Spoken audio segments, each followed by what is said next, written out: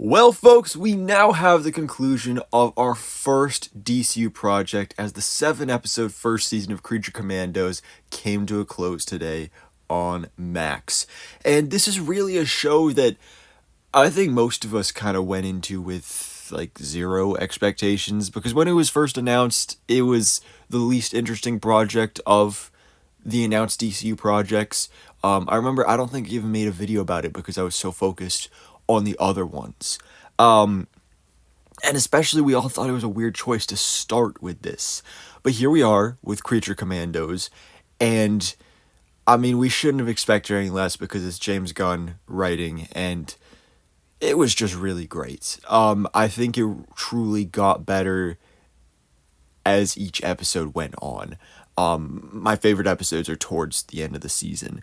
But every episode has its great moments. I love the format of, yes, we have this ongoing main storyline in present day, but each episode also focuses on the origins of a different character from the team. So that was an aspect that I certainly really enjoyed.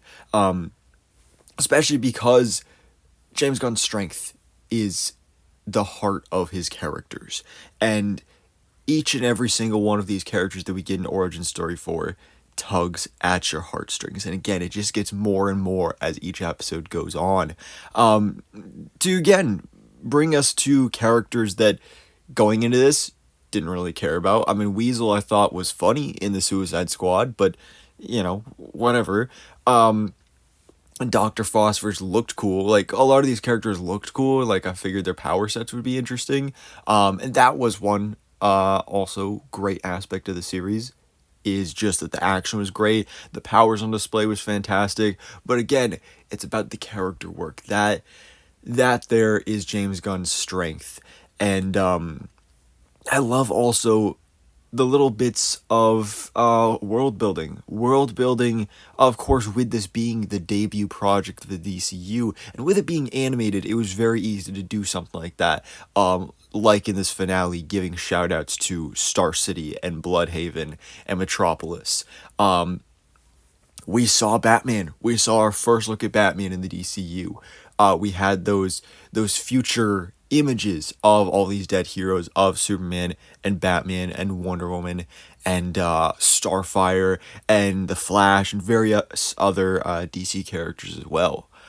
Gorilla Grodd, Clayface showed up here as well, briefly in one of the episodes, but Clayface was awesome, and of course that kind of sort of sets up for what we now know is going to be his spin-off movie. We're getting the Clayface solo movie written by Mike Flanagan, coming in a couple years.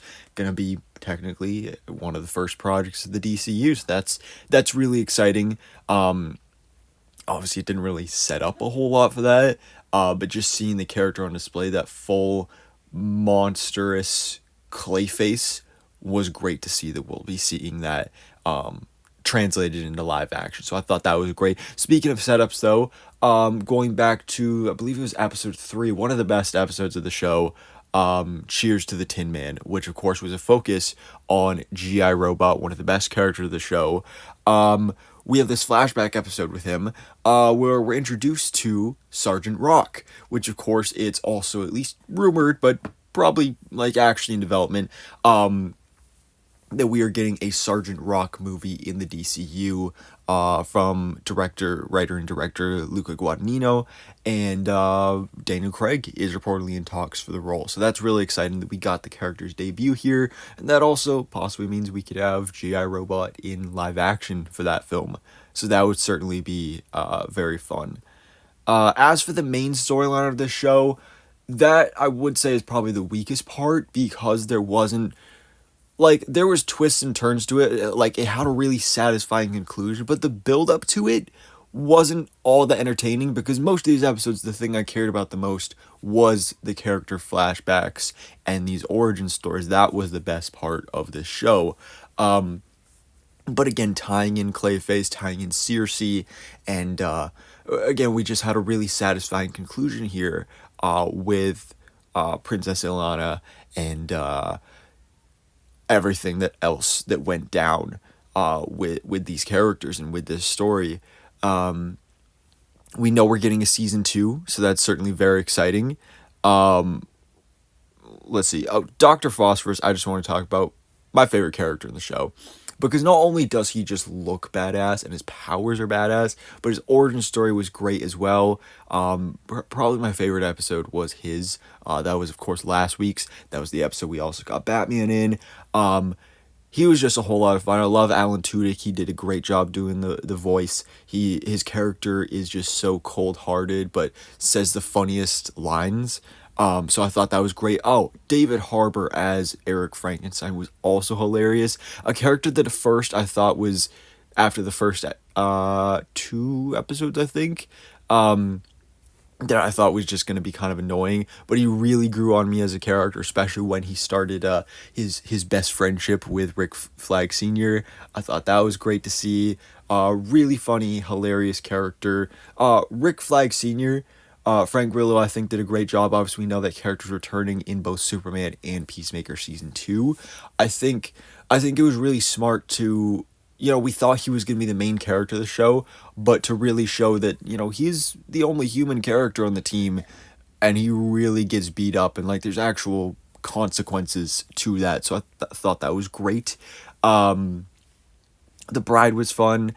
Nina, heartbreaking ending for her, but I really loved her story. Weasel, episode 4, James Gunn said that's his favorite episode of the series, and that's probably one of the things that he's most proud of writing in recent years, and I have to fully agree, because that was just a fantastic episode. Again, a character that doesn't speak, and that you think is just a silly, funky little weasel creature, has such a tragic backstory, and to actually get inside that character's head was heartbreaking. It just added so many emotional layers to that character and to his dynamic with the rest of the team, so I thought that was great. And yeah, like I said, we know we're getting a season 2, which I'm very excited for. Who knows when we'll actually get it. But some of these characters will be translated into live action. The way we end this show, we set up a new Creature Commandos team. I love the return of King Shark from the Suicide Squad. He was one of my favorite characters in that film. So I thought that was great to see that King Shark is back. He makes sense to fit in with this team. We also have Nosferatu. And I believe Khaleesi maybe is how you pronounce it. This mummy character, which I love mummies, so I'm really excited to see how he folds into the team as well. So folks, that is Creature Commandos Season 1. All 7 episodes are now streaming on Max. This, again, we didn't expect much from this. We thought it was a terrible place to kick off the DCU, but honestly, it was kind of perfect, because you get these great characters from James Gunn, and with it being animated, it's the perfect opportunity to do some really fantastic world building for the DCU. And I'm really excited to see these characters return.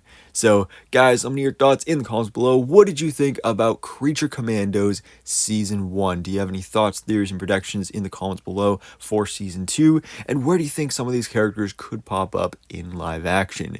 So, thanks for watching. Please drop a like if you enjoyed this video, and hit the subscribe button so I keep it up to date on everything that goes on in the DC life.